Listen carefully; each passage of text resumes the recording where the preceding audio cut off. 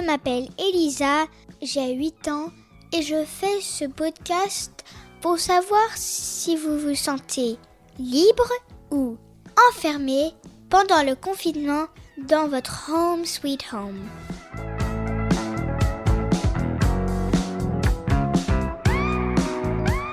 Pour ce 38e épisode, l'espoir revient. Alors, si vous voulez vraiment que l'espoir revienne et que le monde change, peut-être faut-il ne pas polluer la terre, ne plus prendre les voitures, le métro c'est un peu flippant, essayez de prendre des vélos ou des trottinettes. On a tellement de bonheur sans la pollution. Peut-être qu'il trouvera un remède avec de la bonne air contre ce coronavirus. Bref, on écoute un expert de la mobilité douce, Nicolas de chez Dot.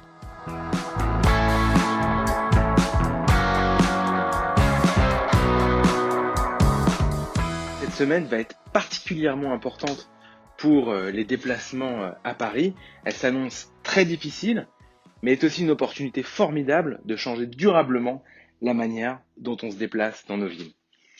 Ça va être extrêmement difficile puisque, avant le confinement, on avait 4,5 millions de personnes qui effectuaient 10 millions de trajets par jour dans Paris, dans les transports en commun. Or, aujourd'hui, avec les restrictions sanitaires qu'on connaît, les voyageurs vont devoir maintenir une distance d'1 mètre, porter un masque, et donc la capacité existante des trains va s'en voir dramatiquement réduite. C'est-à-dire qu'une rame de métro, avant, on pouvait avoir 700 personnes. Demain, on ne pourra avoir que 120 personnes. Ce qui fait que toutes les personnes voulant se déplacer vont devoir ou alors trouver une alternative, ou vraiment, si c'est indispensable, utiliser les transports en commun.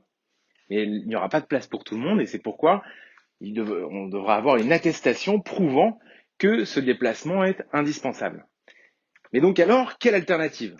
Alors évidemment, personne ne veut un retour de tout le monde dans une voiture, puisque si chaque individu devait être seul dans une voiture de 2 tonnes, de 5 mètres carrés, déjà ça marcherait pas, puisque il y aurait des embouteillages monstres, puisqu'on ne peut pas avoir autant de personnes seules dans leur voiture, et puis en plus, ce serait un gâchis d'un point de vue du bruit, d'un point de vue de la pollution atmosphérique, d'un point de vue des nuisances. Personne ne veut revenir à un monde dans lequel chaque individu se déplacerait uniquement avec sa voiture pour faire des petites distances. En effet, à Paris, les 3/4 des déplacements font moins de 3 km.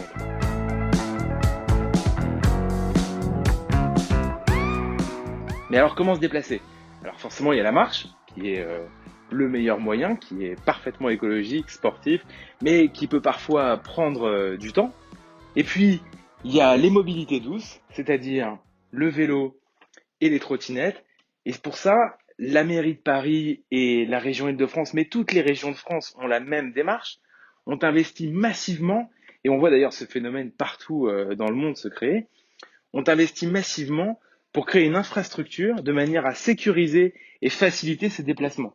Puisqu'en effet, prendre un vélo ou une trottinette, c'est parfois un peu difficile dans une ville extrêmement dense.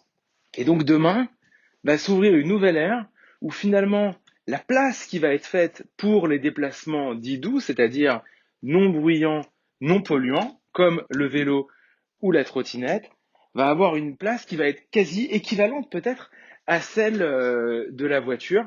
On passe dans une nouvelle époque. Maintenant, la question c'est de savoir comment les choses vont se passer. Est-ce que l'adoption va vraiment être massive ? Est-ce qu'il va vraiment y avoir un report des gens qui prenaient les transports en commun vers ces nouvelles mobilités ? On va le savoir cette semaine, mais on a vraiment une chance de durablement changer et d'accélérer cette transformation qui a commencé il y a des années et qui, je l'espère, va pouvoir se concrétiser. Voilà Lisa, à très bientôt.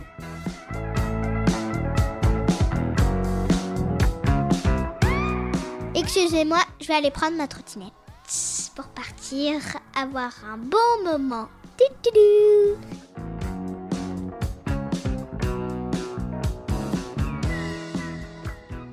Bien sûr, envoyez-nous vos témoignages en vous enregistrant sur votre dictaphone et vous l'envoyez à marjorie.murphy@yahoo.fr marjorie.murphy@yahoo.fr.